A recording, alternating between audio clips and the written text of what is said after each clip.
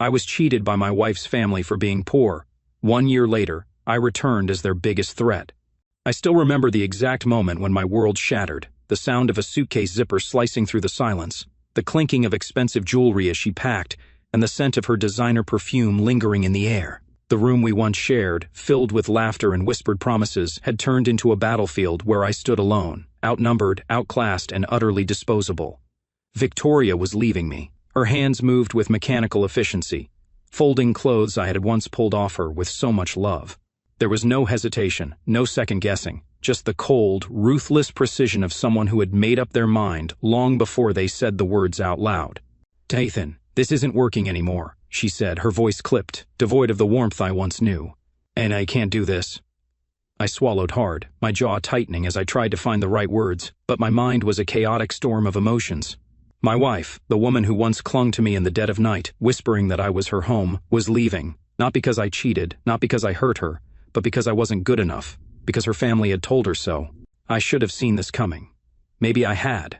Maybe I just didn't want to believe that the woman I loved could be so easily manipulated by Eleanor Whitmore, the matriarch of the family, a woman who breathed wealth and power the way ordinary people breathed air. She stood by the doorway, arms crossed over her expensive silk blouse, watching this spectacle unfold with a thin, satisfied smile.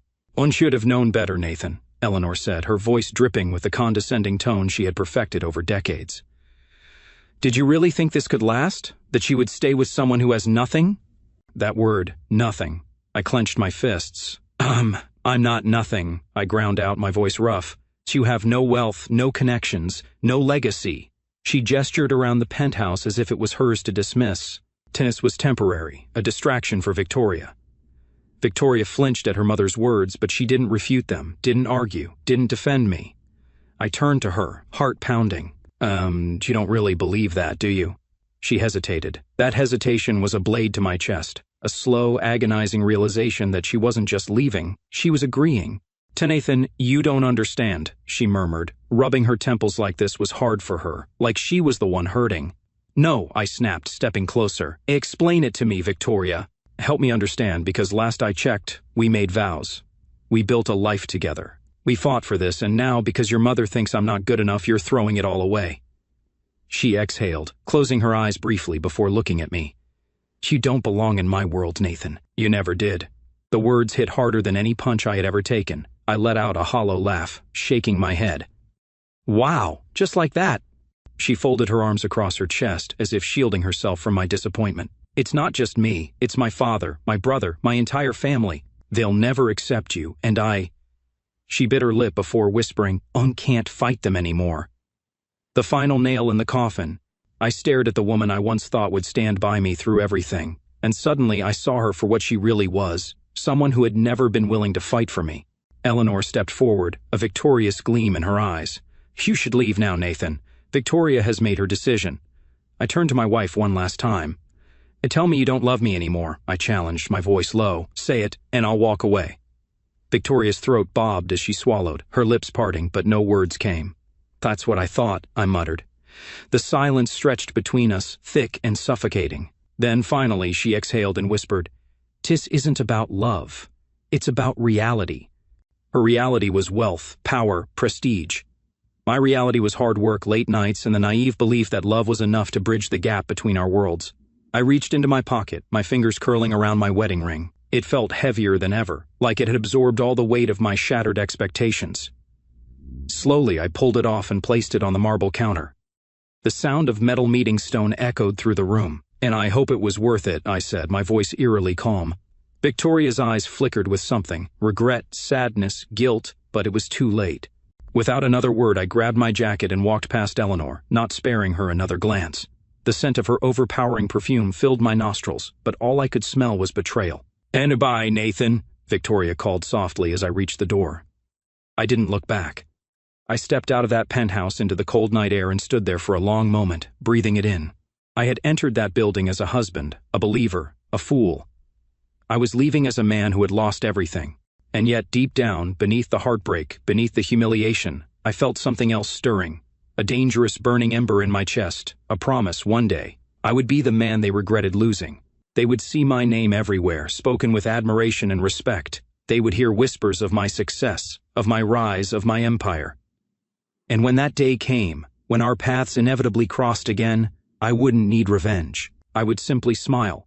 Rock bottom isn't a moment, it's a slow, excruciating descent. The night I left Victoria's penthouse, I had nowhere to go. No plan, no safety net, no home.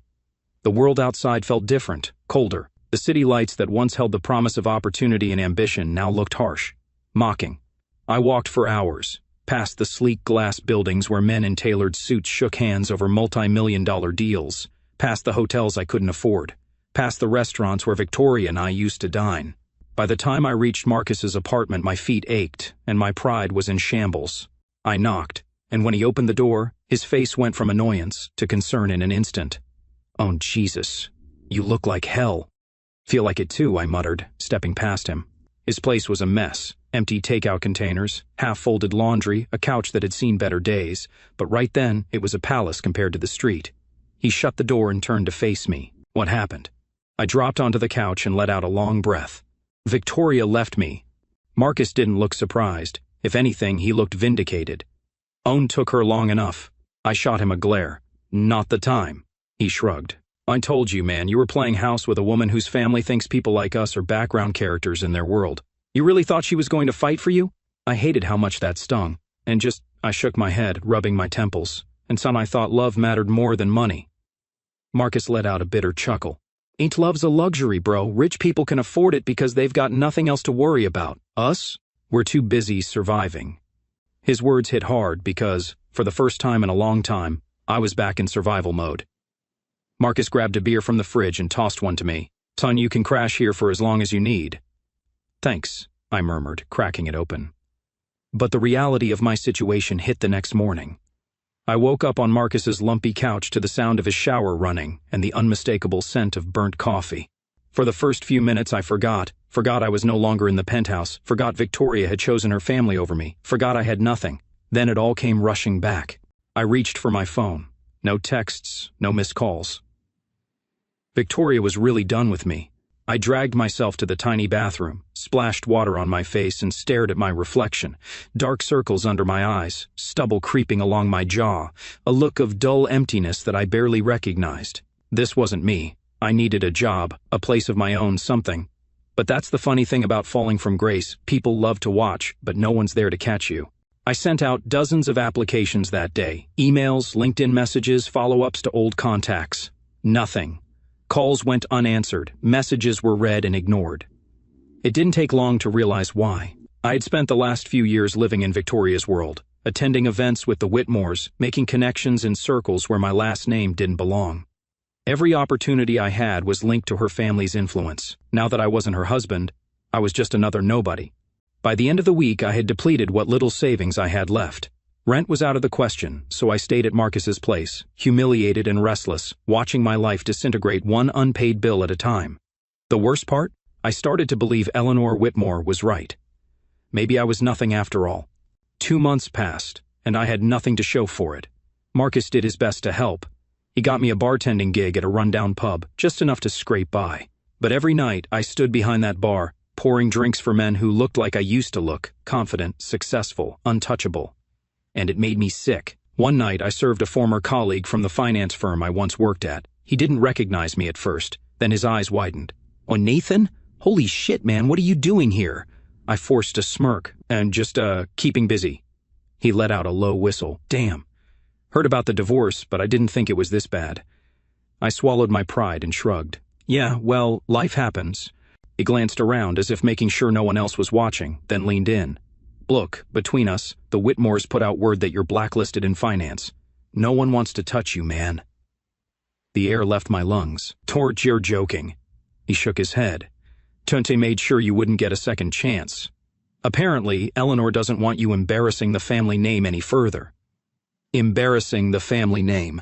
I had spent years killing myself to be part of their world, only to be tossed aside and erased like I never existed.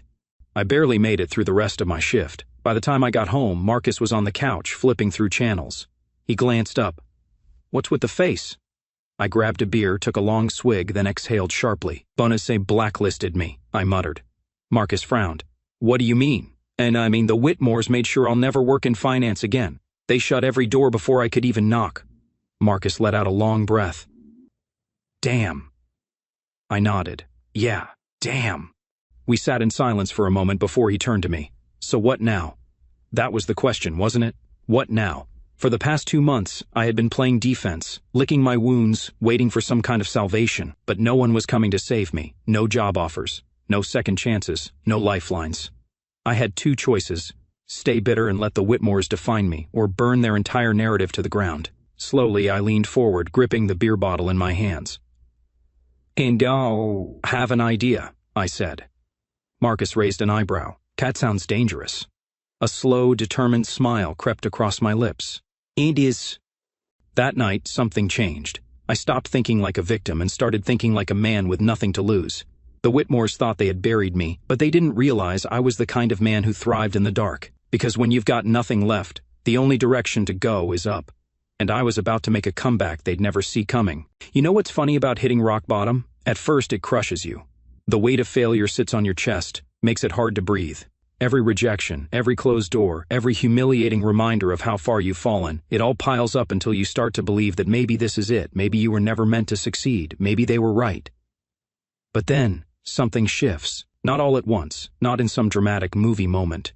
It happens in the quiet, in the exhaustion, in the final breaking point where you realize that no one is coming to save you. No second chances, no lucky breaks, just you. And that's when you stop asking for a way back in and start building your own way out. That was the moment I stopped thinking like a man who lost everything and started thinking like a man who had nothing left to lose. And nothing is more dangerous than a man with nothing to lose. I was still broke, still sleeping on Marcus's couch, still stuck bartending at night to afford gas money. But I had an idea.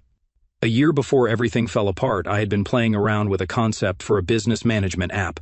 A tool that could help small businesses track finances, manage employees, and automate customer engagement. Back then, it was just an idea, something I never had time to develop because I was too busy trying to fit into Victoria's world.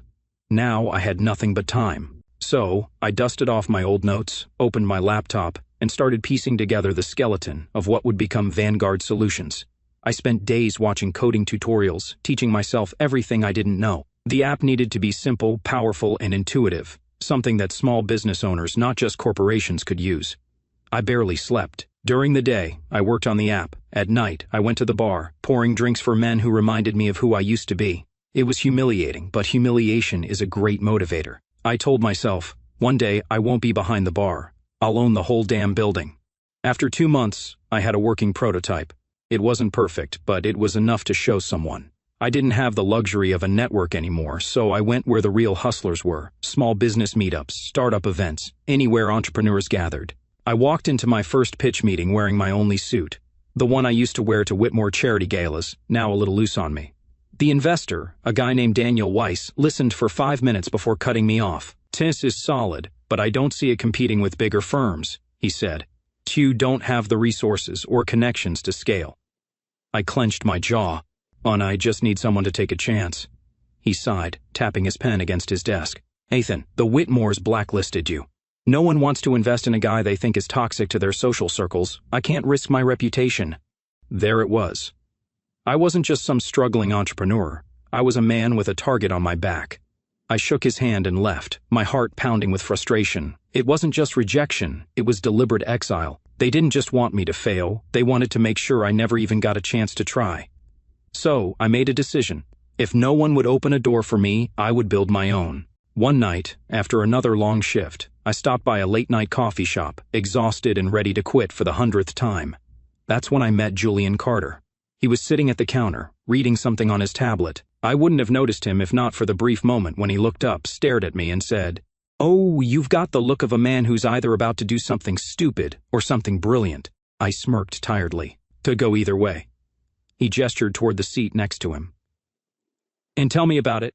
Something in his voice made me hesitate. Not pity, not curiosity, genuine interest. I sat, told him about the app, the rejections, the Whitmores shutting every door. He listened, nodding, barely interrupting, until I finished. Then he smiled. "And you remind me of myself 20 years ago." I frowned. "Aren't you a billionaire investor?" And before that, he leaned forward, and I was some kid nobody believed in. "I know what it's like to fight your way up when the world tells you to stay down."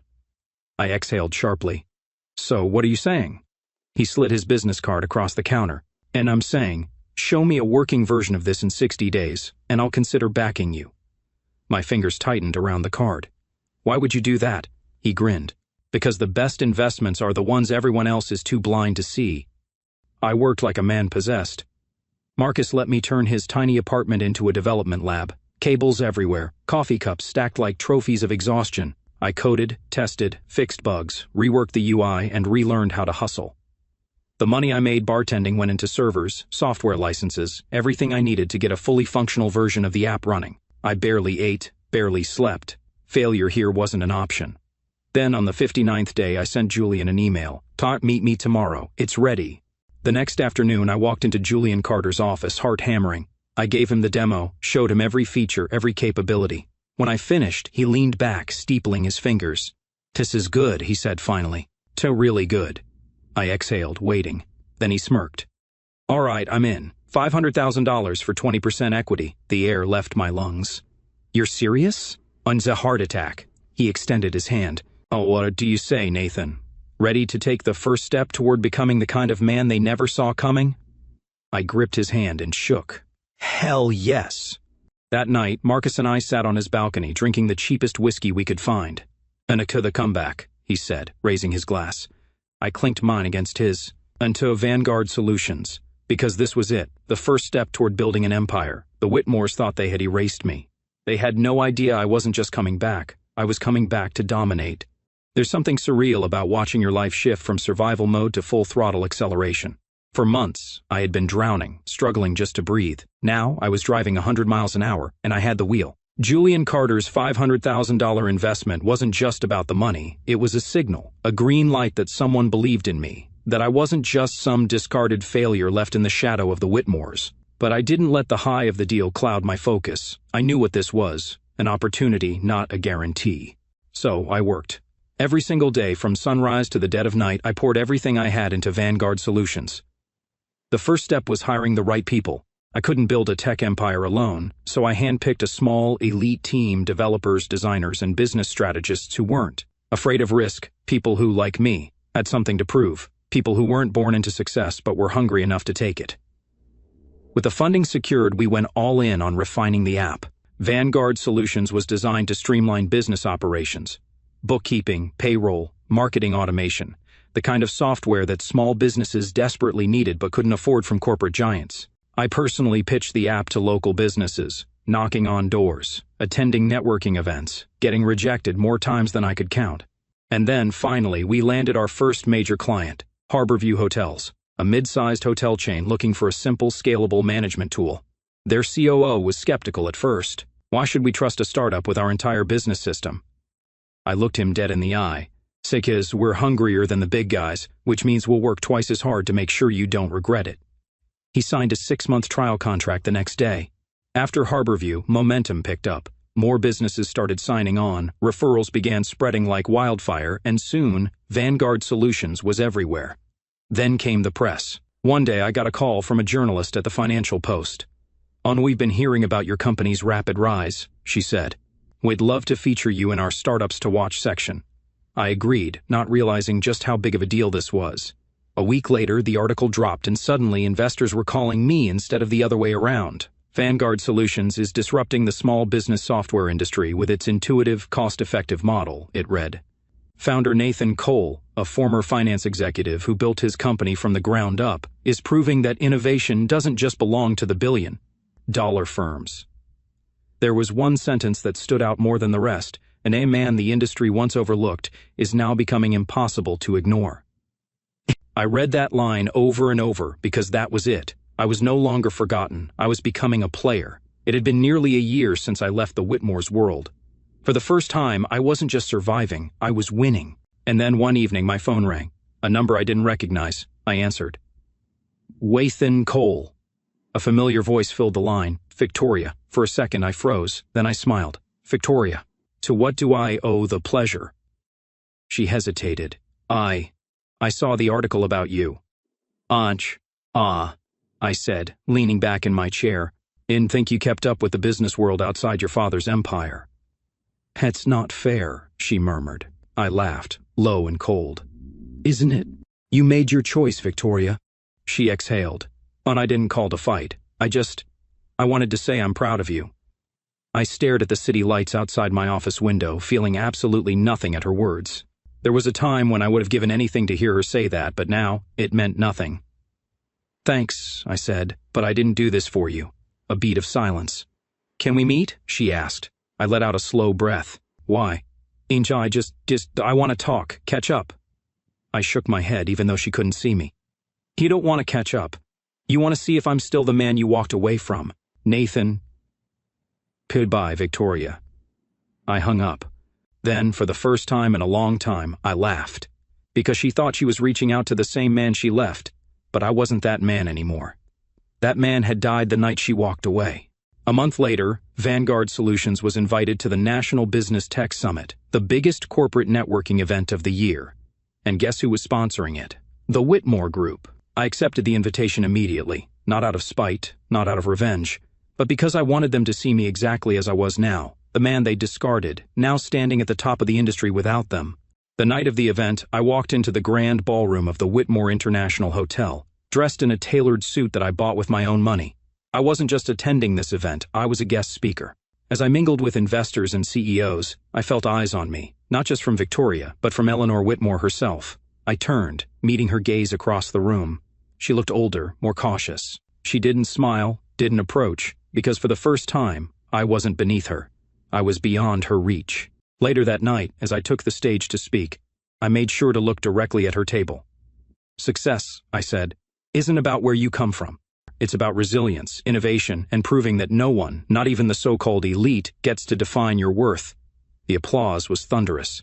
As I stepped down from the podium, Eleanor turned away, her lips pressed into a thin line. Victoria just sat there, staring at me. I walked past them, not as the man they cast aside, but as the man they would never be able to ignore again. Because I had done the impossible. I had beaten them, not with vengeance, not with hatred, but with success. That night, I left the gala with my head held high. I didn't need their approval. I didn't need their acceptance. I had built something greater than them, and that was the real victory. Because sometimes the best revenge is simply proving them wrong. Success changes everything, not just your bank account, not just your reputation. It changes how people see you, and more importantly, how they treat you. People who once dismissed you suddenly want to reconnect. The same doors that were slammed in your face magically swing open, and sometimes, the ones who walked away find their way back. Which is why it was only a matter of time before I saw Victoria again. A week after the business summit, I was at an exclusive investor networking event. Marcus had practically shoved me into attending, saying, "You need to start rubbing shoulders with the real power players now, man. Play the game." So I played. The venue was a sleek high-rise penthouse overlooking the city skyline. Servers walked around with crystal glasses of champagne, expensive suits filled the room, and the air buzzed with power and money. And then, a familiar voice behind me. "Oh, Nathan." I turned. Victoria. She looked different, the same polished, elegant exterior, but something about her felt off, like she wasn't as sure of herself anymore, like maybe she had realized she'd made a mistake. I let my gaze drift over her, taking my time. "To Nathan," she repeated, like she needed to say my name twice to believe it was really me standing there. I sipped my drink, keeping my expression neutral. "Victoria." A flicker of something crossed her face, nervousness, uncertainty. "Tiddy didn't think I'd see you here," she said, adjusting the strap of her designer clutch. I smiled, slow and deliberate. And I'd say the same, but I figured it was only a matter of time. Her brow furrowed. "What's that supposed to mean?" I took a step closer, lowering my voice just enough. "And it means I knew that eventually you'd come looking." She exhaled sharply. "To Nathan, that's not what," I cut in smoothly. "Not what I think? Not because you saw my name on the guest list and suddenly remembered I existed?" Her jaw tightened.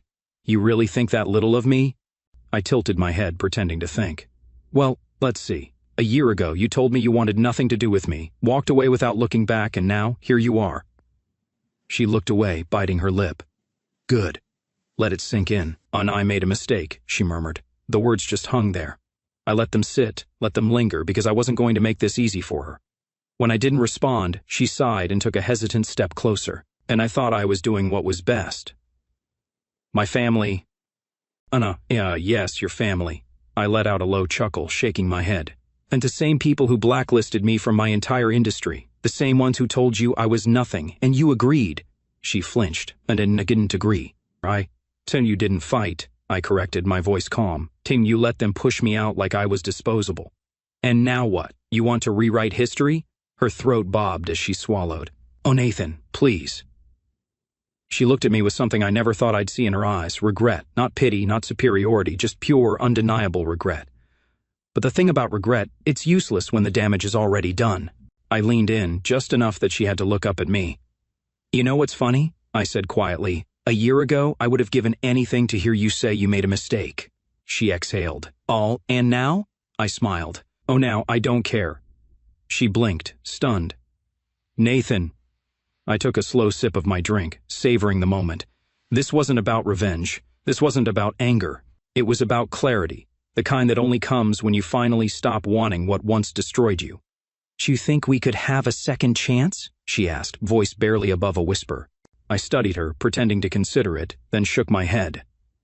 Oh no! She inhaled sharply. Oh, just like that?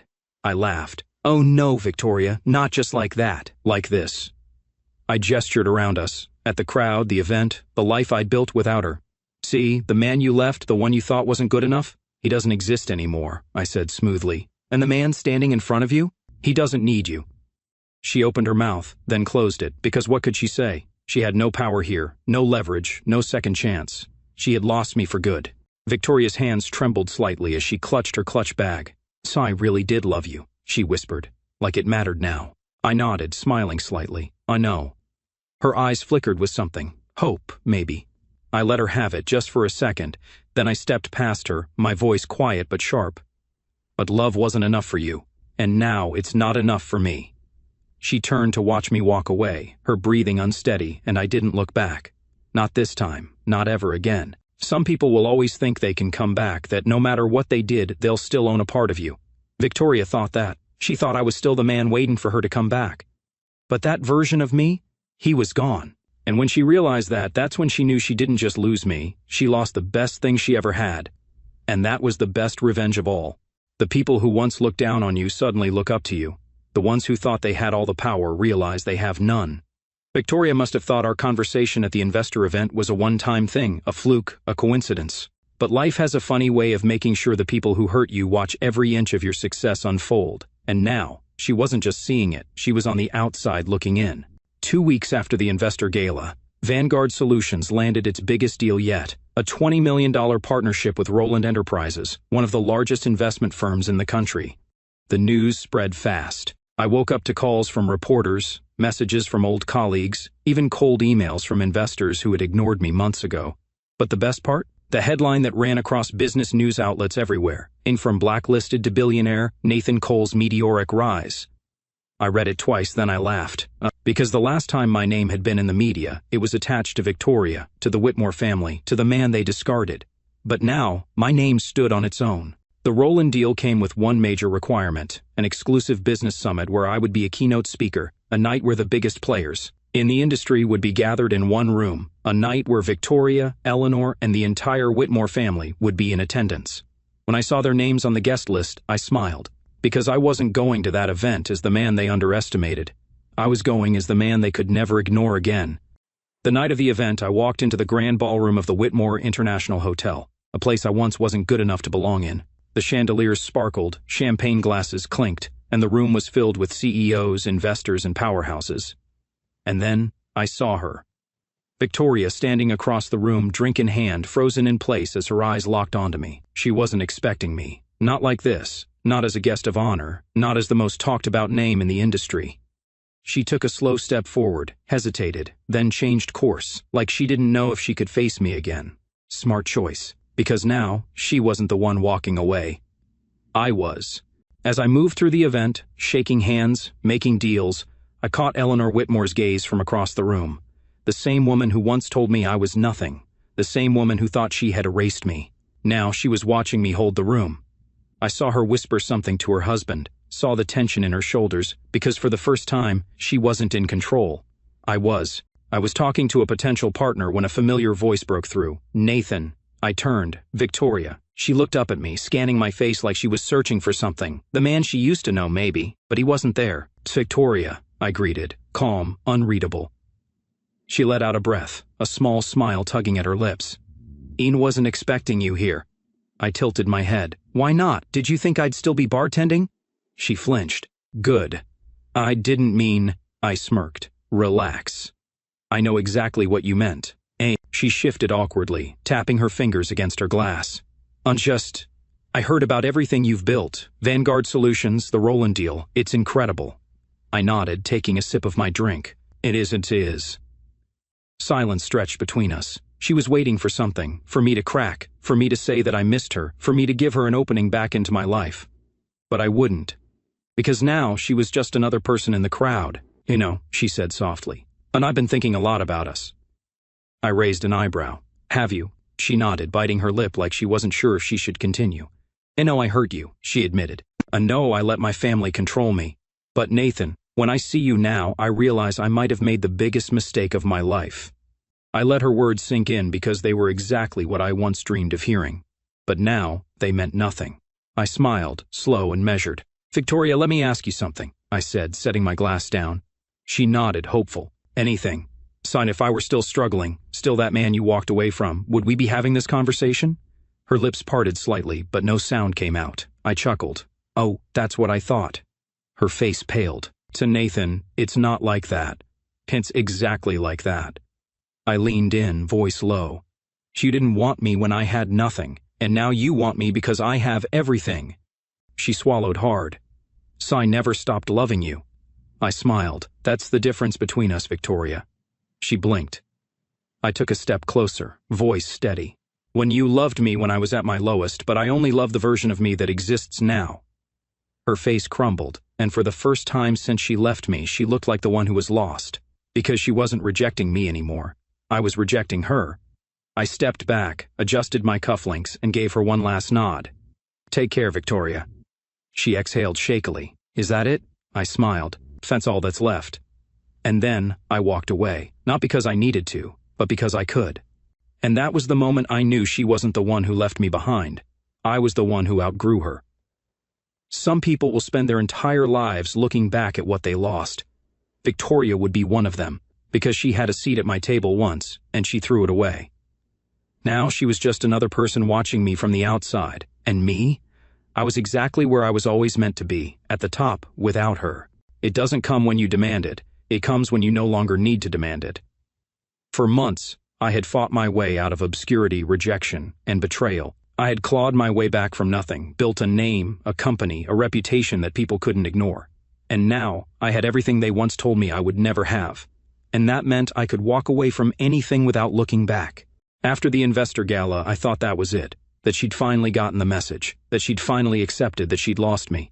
But some people, they don't let go until they've exhausted every last opportunity, which is why, 2 weeks later, I found myself face to face with Victoria once again. I was at the Vanguard Solutions headquarters, finishing up a late-night meeting, when my assistant, Olivia, poked her head into the room. Sir, someone's here to see you. I didn't even have to ask. I already knew. I exhaled slowly, leaned back in my chair and said, Send her in. And sure enough, Victoria walked in. She looked nervous, like she knew this was her last chance. I didn't stand, didn't greet her, just watched. Because this time, I wasn't the one fighting to be seen, she was. She hesitated at the door before finally walking in, her heels clicking softly against the floor. Kiss is impressive, she said, looking around the glass-walled office. You've built something incredible. I nodded, expression unreadable. I know. She bit her lip, then met my eyes. Nathan, I held up a hand, stopping her mid-sentence. Oh, I already know what you're going to say, I said. And you're going to tell me you miss me, that you regret leaving, that you thought you were doing what was best, but now you realize it was a mistake. She swallowed hard. And if I said all of that?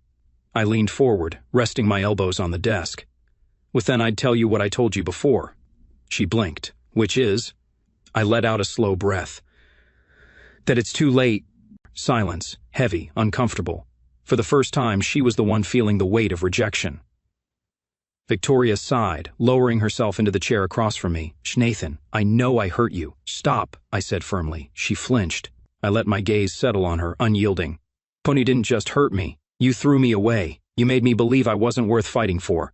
She exhaled sharply, gripping the edge of the chair. And I thought I was doing what was best at the time. My family.